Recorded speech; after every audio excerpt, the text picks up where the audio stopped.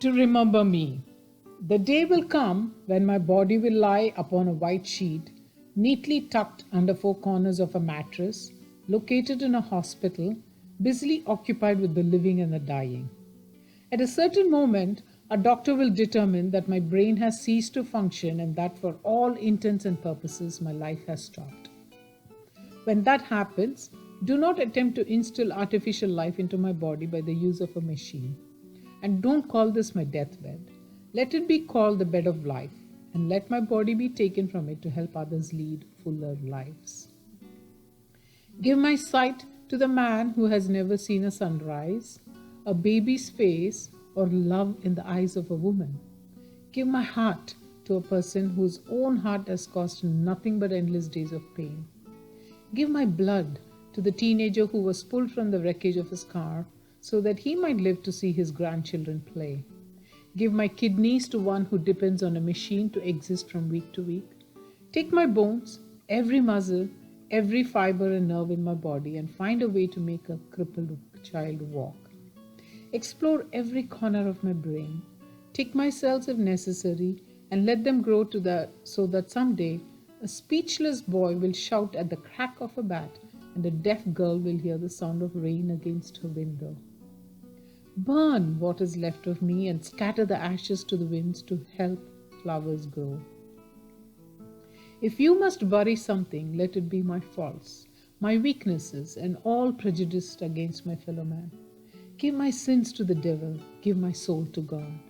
If by chance you wish to remember me, do it with a kind deed or word to someone who needs you. If you do all I have asked, I will live forever. Robert N. Test in Cincinnati Post. What I have just read is one of the collections from my scrapbook. I used to collect essays, quotes, poems, mostly from Reader's Digest, and I think we all have our scrapbooks. And this scrapbook has been from my college days, and I will show you my scrapbook. This is the front page, and see it's all in tatters, and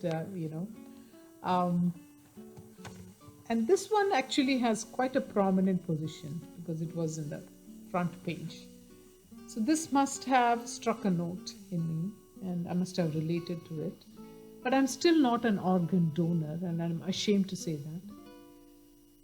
Because somebody has put this thought when I was very young that if I donate an organ, I will be born without that organ in my next birth. And how irrational is that? And how idiotic of me to hold on to that irrational belief or thought. Because we are cremated. So what organ are we taking into the next world that we are not bringing back into the next birth? And that made me think, how many of these irrational thoughts that we are holding on that is hindering our progress? Mentally, spiritually, physically, if I do this ritual, something bad, the good will happen. If I don't do it, something bad is going to happen. How many of this we have?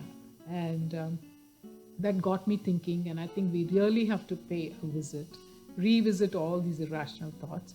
And I think all of us have to pay attention to what this gentleman, Mr. Richard Robert Test, is saying. No, I'm not being pessimistic. I'm just trying to be realistic. Because as Adi Shankara said, all of us have two constant companions, the two constant shadows that follow us are knowledge and death. Nobody can escape from death, and that's being realistic. And knowledge, the knowledge that we gain, nobody can take from us. So Adi Shankara has said, these are the two constant shadows that every human being walks with. And I think we all have to pay attention to that.